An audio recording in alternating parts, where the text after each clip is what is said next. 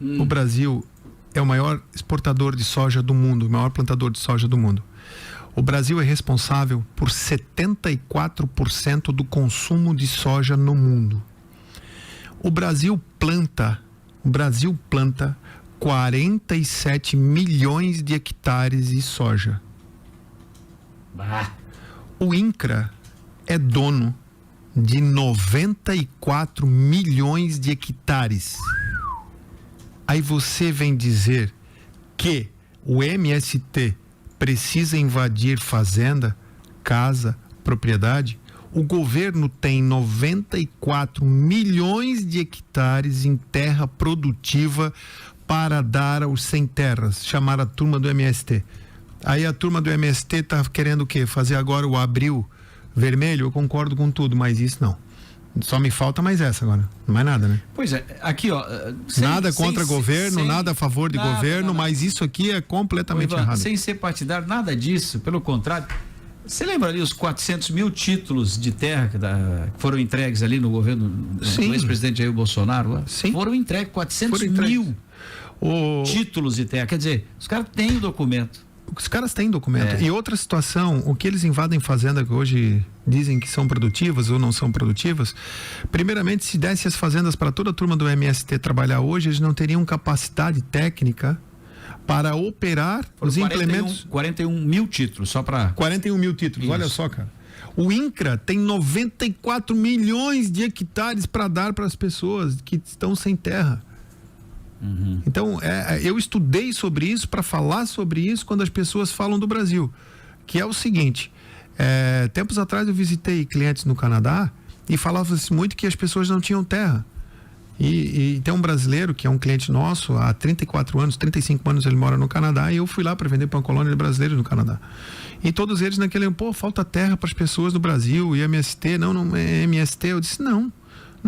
Aí eu mostrei, os dados estão no portal Transparência e tem várias pesquisas falando isso, que o Brasil era responsável por 74% do consumo de soja no mundo, 47 milhões de hectares plantados, e o INCRA tem 94 milhões de hectares para dar para as pessoas que não têm terra. E por que não dá? E aí? E aí se fez um teste e se fez um estudo. Para que precisa invadir, né? Se fez um estudo aonde quem seriam as pessoas que tivessem capacidade, vamos lá, técnica para operar um implemento agrícola hoje no Brasil. O Brasil é totalmente digital, não totalmente, perdão. O Brasil tem uma grande parcela da plantação de soja, estamos falando de soja agora, vou falar, que é a geração 5G nas máquinas e implementos, e são os chineses, e aí tem alguns europeus que também trabalham. Então você tem que saber operar esse equipamento. Não é ao léu, você tem que fazer um curso primeiro, começar a estudar sobre isso. Não é qualquer um que tu pega e coloca e vai e funciona. E vamos lá, você está falando bem aí, mas aqui, e quantos desses aí, vamos lá, sabem trabalhar realmente no campo? Não. Tem condições, inclusive, mas o governo vai ter que dar ainda todo, não só o incentivo, enfim. Eu sou a favor de fomentar a economia das pessoas que não têm condições que elas são menos abastadas do que as outras na função de dinheiro, fomentar a economia. Totalmente a favor. Agora, a questão da esculhambação não tem como. Ninguém concorda. Ninguém concorda. É impossível.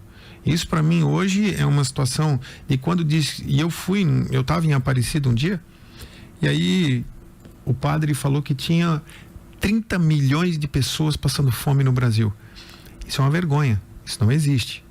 Esse cara fala o Léo e ele não tem nem a fonte para dizer onde é que ele escutou falar sobre isso.